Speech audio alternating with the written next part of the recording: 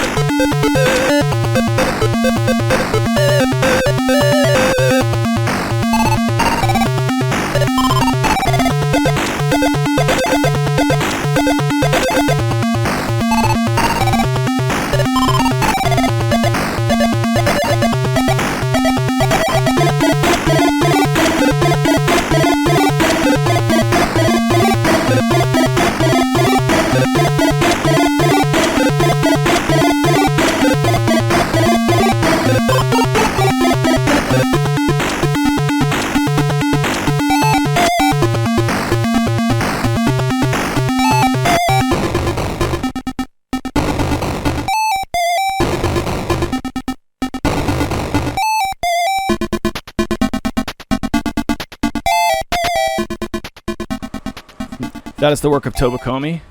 My Beautiful Network is the name of the track. By the way, that album is free as long as you pick up a copy before the next release comes out over on battleofthebits.org. So if you want to sock yourself,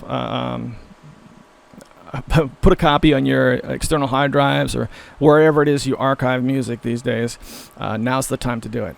All right, so let's turn back the clock a couple days to the end of the last work week. This is before New Year's, because this currently is being recorded on the first of the year, January 1st. But let's turn back the clock just a wee bit to something I recorded before then. You're listening to Tiger Claw Radio. I'm going to test the volume levels real quick to see how this sounds. How we doing here?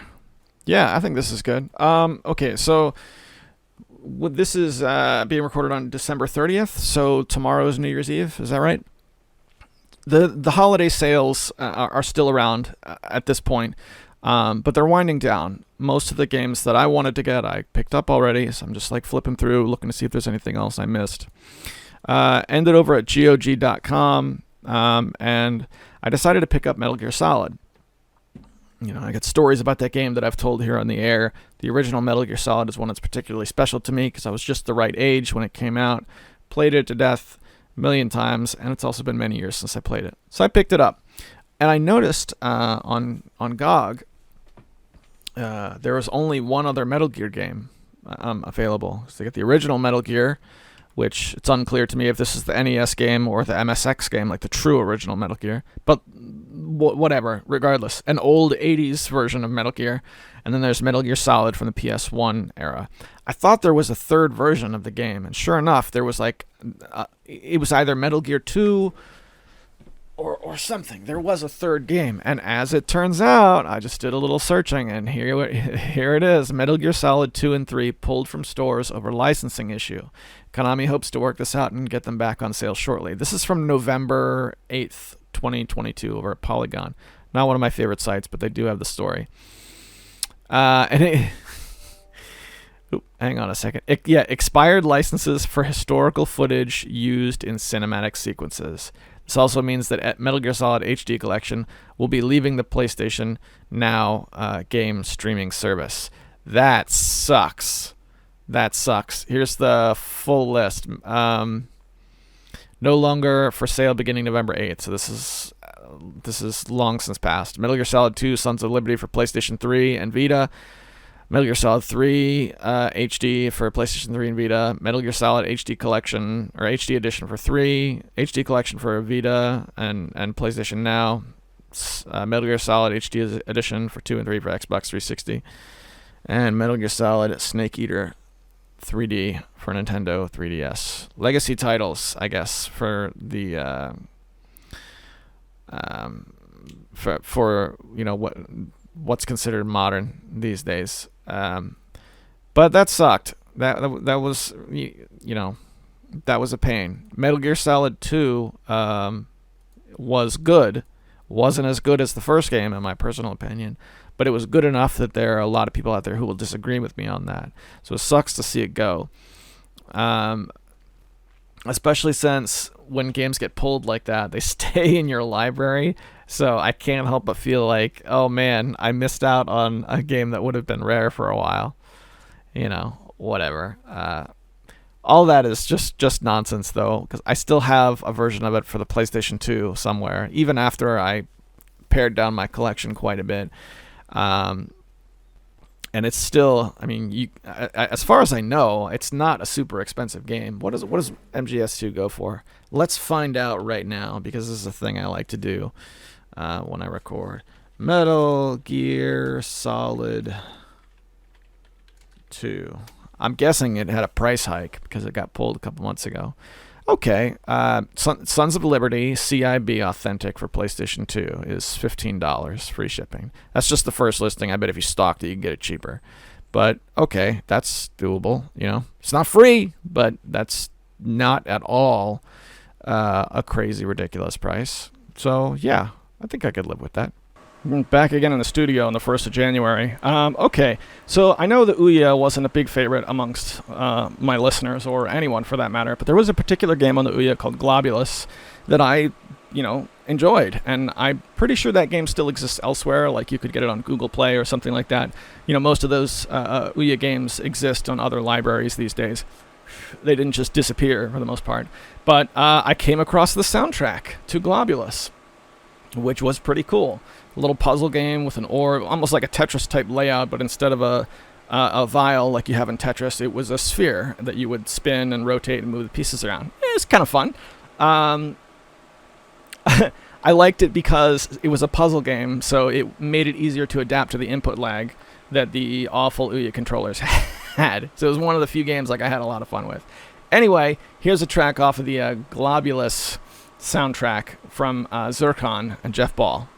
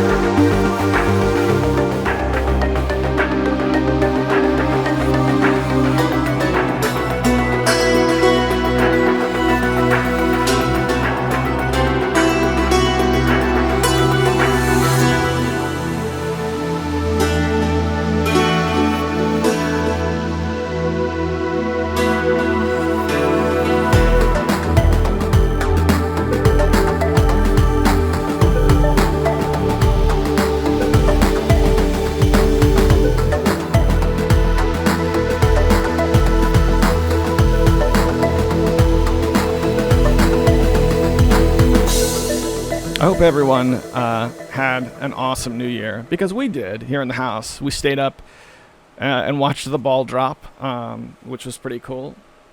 I had well, not all three of my kids. The youngest one is only 2, so he sacked out early enough. But the older 2 stayed up with me and my wife and her parents, and we had a party. It was a good time. Leading up to this, though, more in the realm of video games, over the past week, played some out-of-the-park baseball, which... weird game. I don't know how to describe out-of-the-park baseball, really, except to say it's one of these games that's not for video game people. It's not really what I would consider a video game. It's more, a stats crunching tool with some video game laid on top of it. If you're into baseball, it's the best. In the winter sale... Was it the winter sale or the Thanksgiving sale? But it dropped down to $5 at some point, and I picked it up because it's like Madden football. A new one comes out every year, and I picked up the latest one because I had a game going last year, and if you get the new one, then you can port your old game over and keep playing. Well, I have a completely fictional league made entirely of nonsense players where everything's made up, so it has no resemblance to reality. And I discovered how to put actual photos in for players. So I have the WWF has a team, and Impact Wrestling has a team, and things like that. And I was able to put some of the actual people and mugshots in for use, which was a good time. Not a whole lot else I can say about that, except if you're into sports management, that's a really good one. I've wanted them to do, I'm not much into football. I have a lot of listeners from outside the United States. I'm talking about American football. I'm talking about hand to egg. I'm not much into football, but I know it's really big. So if anybody could do a really good football stat crunching game, it would be Out of the Park Developments. Hockey. I'm not a big hockey fan either. But Franchise Hockey Manager, the one they do, that's a fun game too. So I played that a little bit this past week. Also, every year around this time of year, I play at least once. I sit down with Tyrian 2000. Tyrian 2000 from GOG, not from GOG Galaxy, but that's where I got my copy. The top-down shooter, and it has a time-based Easter egg where if you play it in the month of December, you have the option to load a Christmas mode with some different graphics and some different sounds and stuff like that. And yes, it's true, you can change your system clock to make it December and play it any time of the year, but I don't like to do that. I like to jump in and play the December mode in December once a year. It's just fun little tradition. Played it this year, and I usually don't play it long, but I probably played it more this year than I have in previous years. I played some of the other episodes and I really got into it. Good game. I grew up liking Raptor Call of the Shadows. That was my MS-DOS top-down shooter. And good old Sean is from the Tyrian camp, so there were a good solid couple of years where whenever this would come up, he would try and bring me over to the Tyrian side of things. So played a little Tyrian, but more than just playing Tyrian, I reinstalled GOG Galaxy, which is something I at one time I said I was never going to do. Reinstalled GOG Galaxy, and I started going through some of the games that I have only on that platform, particularly Metal Gear Solid. I picked up Metal Gear Solid this past week, and I put up that video that was an hour long or so. That was the game that got me to come back over. And yeah, that was really, really fun. I really enjoyed it. It's, there's some issues. There's reasons to own the original Metal Gear Solid on PlayStation for sure. But I like being able to just download it right off my client and play it for sure. That was a lot of fun. So give me a second here. So in the GOG Galaxy client, I made a special group tag, just GOG favorites, games I have only on this platform. They may be available elsewhere, but these are the reasons why I manage a GOG account still. And one of them is a game called Dungeon Hack, which I love. We play roguelikes. I like roguelikes, especially turn-based roguelikes. Dungeon Hack is one that does it using the Eye of the Beholder engine. They do a really good job. As far as I know, that game is not available anywhere else. So that's one I have. I also like Catacombs. I got the Catacombs pack. That's another one I don't think you can get anywhere else. But there's a few that Like, the weirdo Elder Scrolls games, Elder Scrolls Redguard and Elder Scrolls Battlespire, I'm pretty sure those are available elsewhere. Pretty sure. But having them on GOG makes it so that I don't have to deal with the awful setting up of the older Elder Scrolls games. So I was able to find a few things that were worth dusting off this old account and getting it set up for. Like, I've always known that there's Wing Commander. I love the Wing Commander games. I don't know why Wing Commander hasn't come out anywhere else with the exception of Origins. That's something I'd like to see change. I think it would be great to see like a Wing Commander 1 through 3 pack, for $10 come out on Steam or something. That's a game I'd like to see introduced to a younger audience. All right, what else? I believe it or not, speaking of Wing Commander, I gave X3 a try again in the past couple weeks. That didn't take very long. I kind of gave up on that relatively quickly. This is the first time I've tried to play it since I got rid of my flight stick. I had a $2 USB flight stick that I picked up at a flea market with none other than Vintage Video Game Geek. And Rest in Pepperoni, Vintage's channel. And I had that thing forever, but it became one of those things where it was like a video game add-on that just sat on the shelf for months at a time or whatever and never got used. The only time I ever used it was the handful of times I tried to play the X series. So going back to that series and having to learn how to fly with the mouse, controls are not great. I'm still working on that one, but what are you going to do? It is what it is. All right, that feels like it was super, super rambly. But yeah, I got to play some games, and you know what? It felt really good. No real long sessions, No,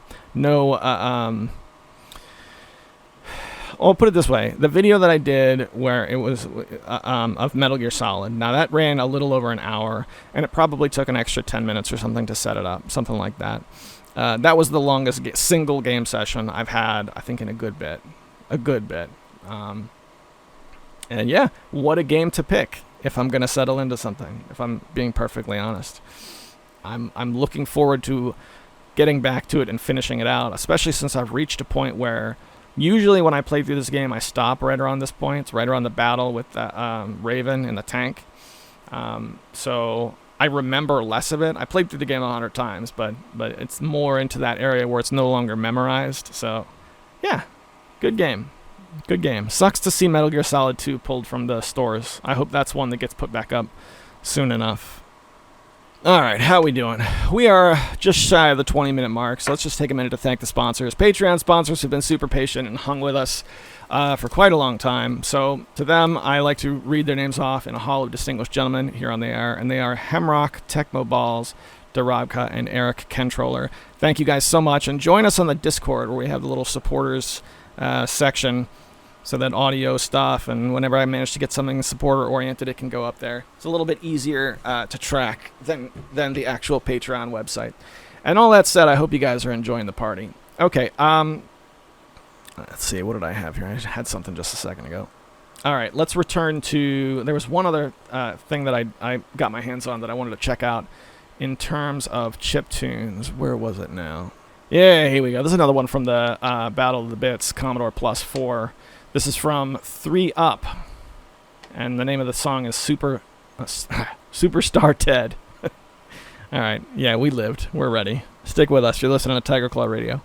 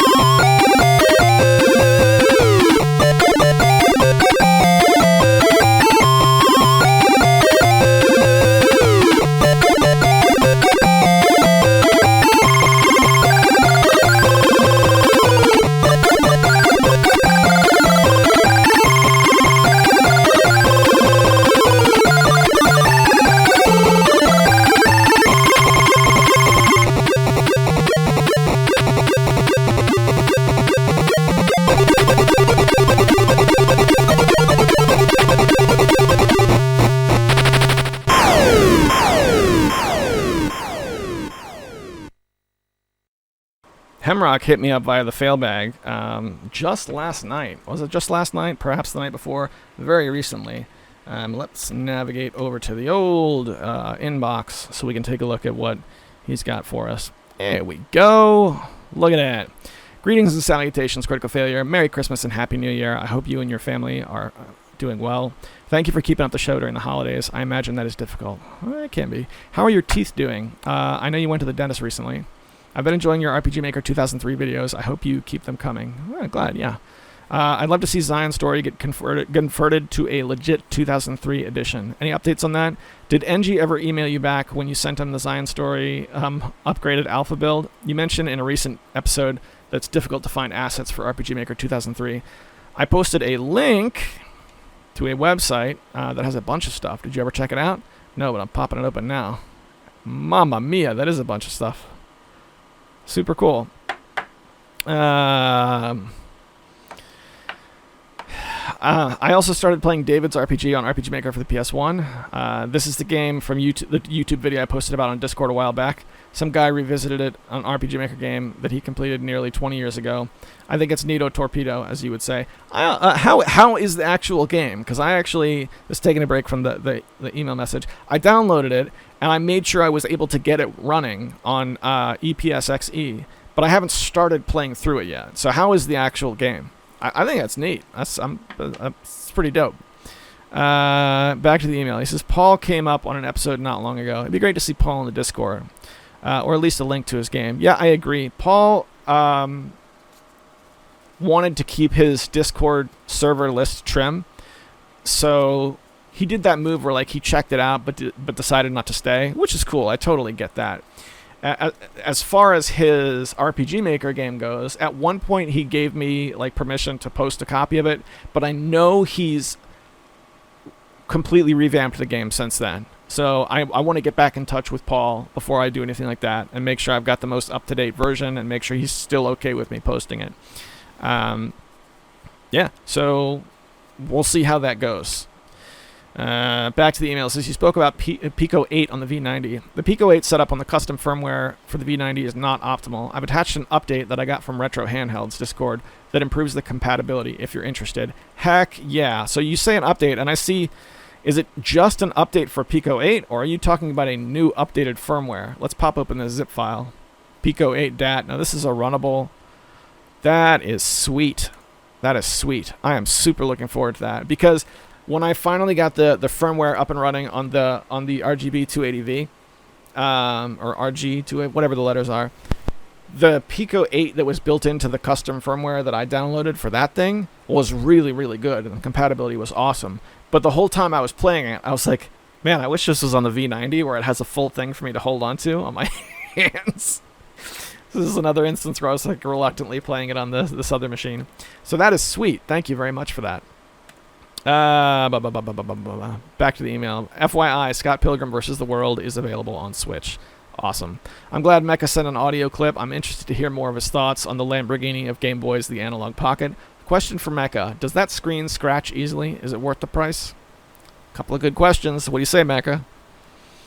Well, I've used the Ford Fiesta of Game Boys, the GB Boy Color, and at only $40, it has a backlit screen, much better than the original.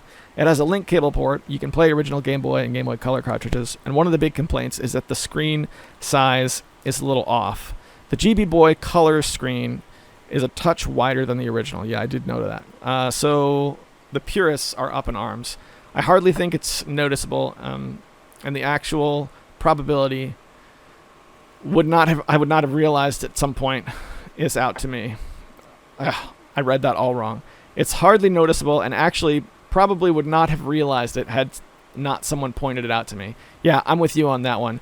Now that I've read about it, that I can tell that it's off a little bit. But I played a lot of Game Boy on emulators, like on the computer and stuff. So Game Boy for me is one that I'm used to playing slightly off from its native resolution. I spent a lot of time on No Dollars Game Boy, No Dollars GB, back in DOS, circa 1999 maybe. Those were good times, and that was stretched out to a complete 4:3 ratio, which For a Game Boy is stretched out. Not by much, but it is. You know what is funny is that little video output for the Super Game Boy is wider than the original, so it also slightly increases the speed of the game. But I don't see the retro community crying foul or snubbing the Super Game Boy. Yeah, that's a good point. That's a good point. Tell you what, I'd like to have that thing, but I ran into a problem with the Game Boy recently. Here, let's finish the email and I'll get to it. It's interesting that you talked about Gamersgate. I literally had not signed into my account for years. I thought that my games had been lost. However, to my surprise, my account is still intact. I checked my purchase history and learned that my first purchases on Gamersgate were acquired April 11th, 2011, and my last purchase was in September of 2014. How old is that PC of yours? Have you played any Civ 2 recently? I built my computer in late 2016, so it's been a good bit. It's old enough that I'm interested in saving up for a replacement, but I don't quite know how that's going to work yet. Building a PC has changed since then. I think it would be done. I believe the better way to do it now is to just get a pre-built, because there are graphics cards that work, decent, nice solid cards that are only available in pre-builts. I seem to remember hearing that. I know that's what Swingle did. Swingle got himself an awesome machine, but went the pre-built route. So I've got to do some reading and I've got to do some saving. That's quite a ways away, but yeah, I'm ready for something new. I haven't played any Civ 2 in a while. I do like Civ 2, but it's been a bit. I've been really busy, and not only busy, but also when I do have a moment to spare, I've been really bouncing all around. Like I haven't settled into one thing that I've been doing. Yeah, keep rolling retro hemrock, and that's the end of the email. So let's go back to the very beginning. You asked about my teeth. So I had a tooth pulled, and it was one. I can't remember what the name of the tooth is. It's one of the incisors, I think it's called, just to the left and right of the, like 2 teeth away from the 2 in the middle. So they're both gone on my lower jaw. So I have 4 teeth in the middle and then spaces on either side. So, and then one of the 2 is gone on the top of my jaw, and on the other side, that one just naturally never grew in. So I'm not in pain, and I can still, chew everything and whatnot. But I've got braces coming in like a little over a week. I'm going in to get braces, and I'm gonna have them on for 2 years. So, yep, we'll see how that goes. So everything's fine for now. It looks really ugly, but such is life. What are you gonna do? Oh yeah, and a little bit about RPG Maker 2003. All right, so a little bit about Zion's story. So first of all, the hero in that game we named Zion, Xian. So it's more Zion rather than Zion. And originally when I started building that game, let's see how much content we can do in a single screen town, okay? And the problem is, as we built, my friend Engie does not like to share his art. So I don't think that will ever become a publicly available game. However, I might put together what I have and shoot you personally a copy, since you're probably the only one who would download it amongst my friends anyway. I haven't pursued it any further than that. I left RPG Maker alone after those last couple videos. I want to get back to it though, because I enjoyed making those as well. And I had a couple of people leave comments that don't typically on my YouTube channel. Numbers wise, they didn't. They did about the same as everything else does, but other people came in to watch them. And one person actually asked if I could post my design somewhere so that people could play with it. And I haven't done that yet, which sucks. I should do that. Yeah, but I really like RPG Maker 2003. Didn't use it much back in the day, but it's cool. Especially since you got this link here with all these fun things I can add. There is a lot. My goodness. Chipsets. I remember chipsets in particular. Chipsets was the RPG Maker term for like a graphic tile set, and those were considered the most desirable of add-ons if you were going to go, download something for use. And there is quite a lot here, which is pretty sweet. So I am going to take this. I think you posted that. You said you posted this in the Discord, yeah? I am going to make sure this gets posted again, just so that if anybody wants to, they can wander into the Discord and check out the stuffs, because it'd be cool, son. Yeah, I see. He posted it in the RPG Maker General. I remember that when he did that, and he has his own little chipset that's somewhat altered above it. It's cool stuff, man. Cool stuff indeed. All right, let's head over to YouTube and see what else we got going on, because there were a few comments on last week's. Hang tight 1 second. Okay, so amongst the comments that YouTube will allow me to see, let's drift back a week. Dead by Daylight, when I played Dead by Daylight last week. You know, all the drop... This is from Eric Controller. All the drop frames kind of adds to the tension in an unfortunate way. What isn't good for the tension is that goofball guy playing the monster. What is up with that guy? What a dink. Yeah, that guy stopped trying. It's a thing that they do where, like, if you are running from the killer and you drop a pallet on them, then you get experience points. So the killer was, like, purposely letting people drop pallets on them so that they would get points or something like that. I don't know. Yeah, I haven't gone back to Dead by Daylight since I made that video. I played it a bunch over the, the week or so leading up to it, but that was really it for me. Swingle says, "This well of autism, I'm such a bad influence." Mecha Manus, bell rings, point for sarcasm. Don't forget me, you have to use quotation marks around the word unless you're implying that word has a different definition. I gotcha. And then Swingle says, "The killer is the exact reason I don't like playing this game." I want to see that same game done, the same formula done better. That's what I want to see. By the way, we posted a poll on the good old YouTubans, just cuz, and I asked, do you actively seek out and acquire cartridge-based games? And 36% of the responders voted yes, with the remaining people split between no and not at the moment, but I used to versus still interested. So yeah, it seems like there are some cartridge folks, but I guess not as many as there were in 2008 when TCR started. It's funny how, like, I like to think of myself as a cartridge collector. I'm totally not, though. I do have a cartridge collection, but not an active collector. That's for sure.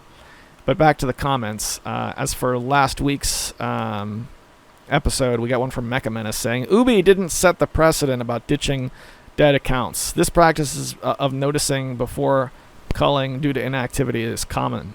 Say Ubi is around 100 years from now. Are they going to import accounts from 90 years ago that are not being logged into? Ubi can set the EULA so that nobody reads to say anything, or at least make it a policy to warn users.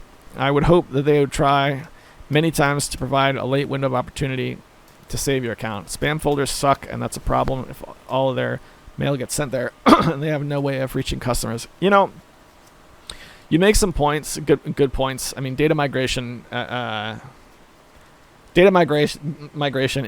a bear any way you slice it. But I also think when it happens, regardless of the details surrounding it, everyone else in the user base has a right to be like, "Wow, this sucks. This sucks that this happened to this guy. That is really awful." You know? Because to your point, it doesn't matter what business you're in or what you're selling or what you're up to. Something's going to happen. You know, if you're selling fruit, you're going to sell a piece of fruit that's rotten without realizing it. Something's going to happen. What determines whether your business is good or not is how you handle it. And when I see this story about Ubisoft, they didn't have this guy's back at all. Like, not even a little bit. And that, I think, is the real crux of the issue. But moving on, he also says, "Thank you for featuring my TCR Pocket Cast. I'm glad you liked it and felt it didn't overstep your bounds." Yeah, man, it was awesome. It was super cool. Thank you for making it. Let's roll this down because he's got some other stuff. Following up on the Game Gear discussion. For me, part of enjoying the old games is more than just whether the game is good or not. It's my mind existing within the limitations at the time of the original console. I want to say, "Wow, look at the Sega Genesis Go," or "Listen to this Mega Man 4 title screen rock hard on the Game Boy."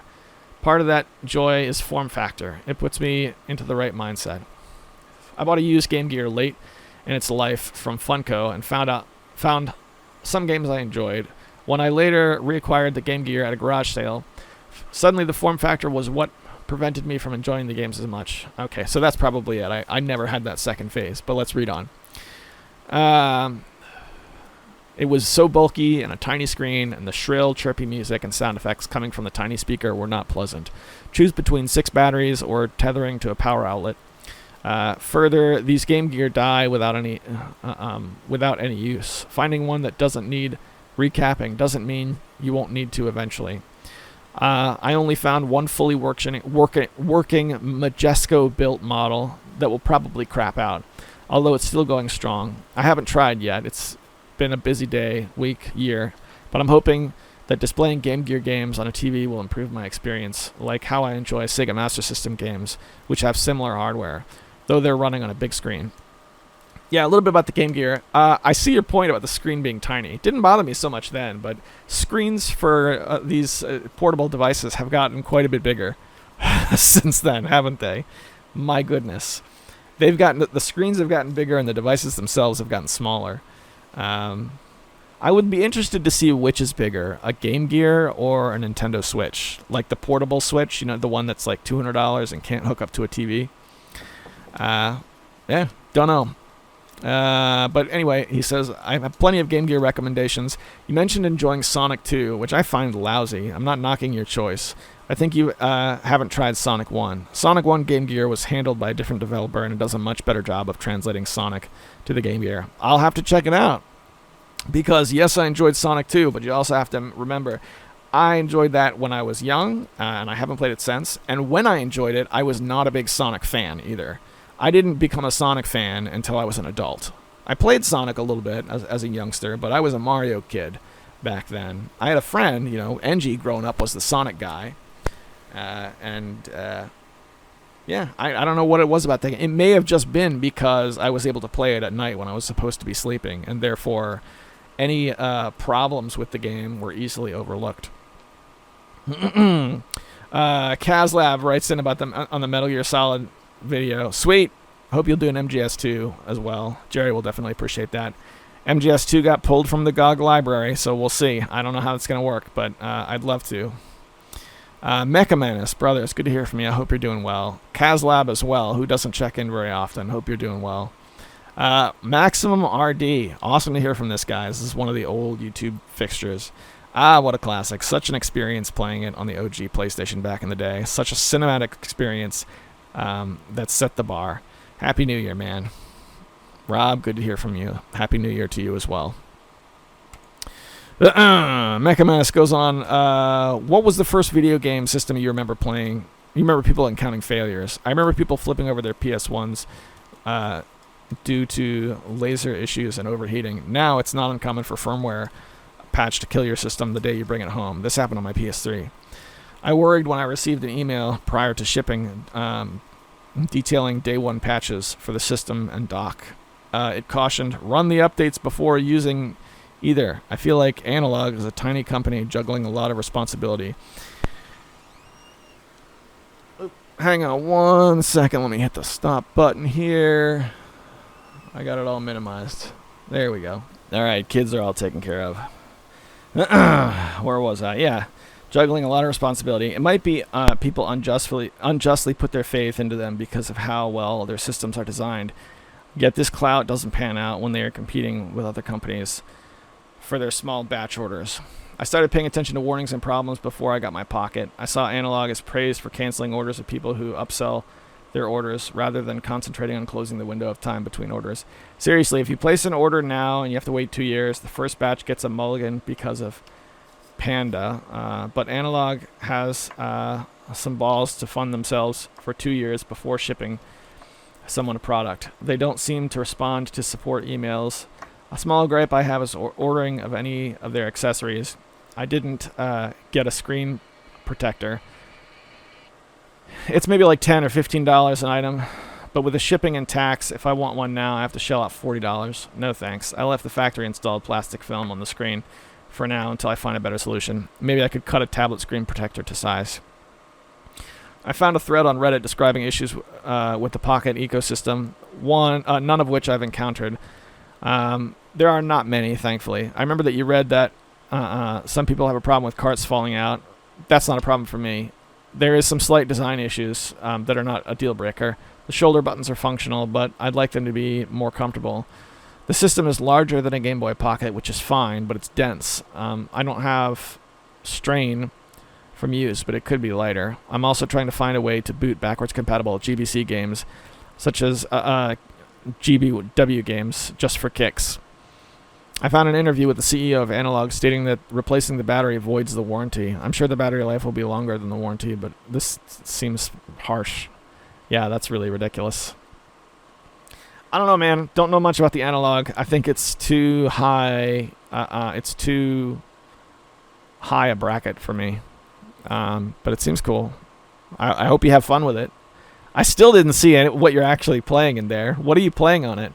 What Game Boy games are you having fun with, man, on the Analog? And then we've got some comments on Metal Gear from Swingle. He says the amount of times Snake repeats a keyword like he is an idiot is priceless. Even though this is I like this game out of all the others, the writing wasn't that great. It was mostly the voice actors making it not feel as dumb. I'm saying this even with my kid goggles on. I never recited Metal Gear quotes like it was the new hotness, because that is how forgettable the dialogue was to me. Something that I liked was that the video game magazines were making fun of the fact that Snake was a carbon clone of Snake Plissken, even back then. Even better, there was a debate about Gabe Logan from Siphon Filter being a ripoff of Snake. Oh, sweet irony. What are you going to do? Yeah, and that is the fail bag for this week. And you know what? I think that's this week. This week in Tiger Claw Radio. That's TCR for this week. Join us on the Discord to hang out. I hope you had a good New Year's. I hope you had a good Christmas. And I hope you're ready for a new year. Because it ain't going to be good on its own. We got to make it good. So let's go into it ready to fight, huh? All right. Take care of yourselves. I'll see you next week.